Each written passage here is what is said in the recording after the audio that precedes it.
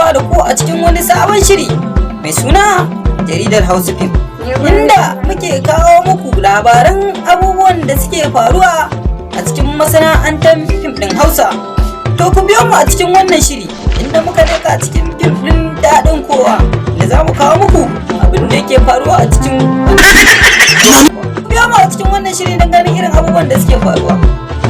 Jama'a Oga Jibo kama shuru daga ma kafa nake yi fa wallahi ko ba haka ba ka kama matsala ka kama na ta'ala ka ale buba ga siraliya da dai sauransu tambaye ka mana kaddara kai ne kazar ka ba ta da lafiya tana yunkurin mutuwa ya za ka yi da ita duk wanda ba kawo kudin fansarsa ba ya sunan shi marigayi.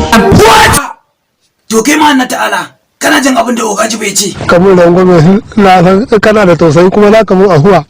Ni ba ruwana da Ogaji ban za kai haka bin shiru da Allah billahi allazi la ilaha illa huwa malan yanzu nan zan kashe. To kai alebu ba babu da mutane manzara haba alebu ture ya za ka ɗebo mutane ka kawo su cikin wannan dajin kuma ka tsaya dan matsu ne bari dan kama ruwa to shikenan malam kamai ci gaba da jan carbinka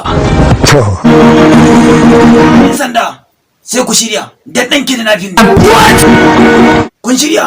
Yes sir. Okay, ready. Dukkan ku fito. Ku fito ne ce muku ku daga hannuwan ku sama. Ogajibo. Taka ta kare yau.